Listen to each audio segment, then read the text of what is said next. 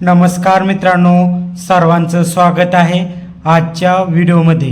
मित्रांनो, आजच्या व्हिडिओमध्ये वास्तुशास्त्रानुसार झोपण्याचं योग्य पद्धत कशा प्रकारे असते, म्हणजे झोपताना तुमचं डोकं कोणत्या दिशेला असावे, पाय कोणत्या दिशेला असावे।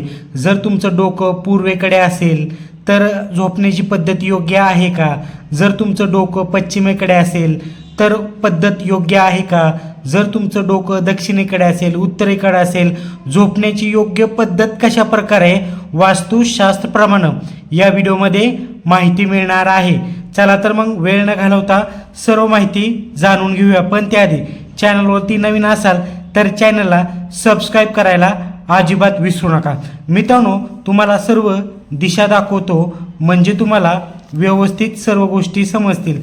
समजा अशा प्रकारे असेल, येथे समजा पूर्व पश्चिम दक्षिण आणि उत्तर, समजा या त्या चार दिशा आहेत। समजा तुमचं डोकं जर पश्चिमेकडे असेल, म्हणजे पश्चिमेकडे तुम्ही डोकं करून जर अशा प्रकारे झोपत असाल आणि तुमचं पाय आहेत ते जर पूर्वेकडे असेल तर वास्तुशास्त्राप्रमाणे असं झोपणं योग्य आहे का?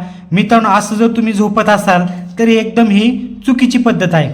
अशा प्रकारे जर तुम्ही झोपत असाल तर पश्चिमेकडे तुमचं डोकं असेल आणि पूर्वेकडे जर तुमचा पाय असेल तर ही चुकीची पद्धत आहे। समजा तुमचं डोकं जर दक्षिणेकडे असेल, दक्षिणेकडे तुमचं डोकं असेल आणि तुमचं पाय तुमचं उत्तरेकडे असेल, अशा प्रकारे तुम्ही झोपत असाल तर वास्तुशास्त्रप्रमाणे असं तुम्ही झोपू शकता। ही योग्य पद्धत आहे।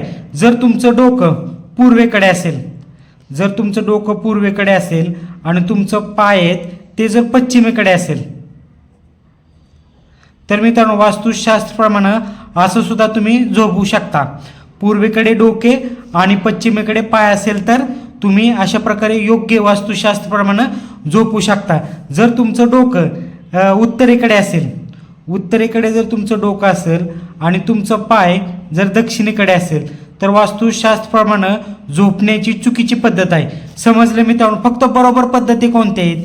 पूर्वेकडे तुमचं डोकं असणं गरजेचं आहे आणि पश्चिमेकडे पाय आणि दक्षिणेकडे सुद्धा तुमचं डोकं असेल आणि उत्तरेकडे पाय, दोन पद्धत मित्रांनो योग्य आहेत वास्तुशास्त्रप्रमाणे झोपण्याच्या। समजलं मित्रांनो? व्हिडिओ जर आवडला तर व्हिडिओला लाईक करायला आणि आपल्या चॅनलला सबस्क्राईब करायला अजिबात विसरू नका। धन्यवाद।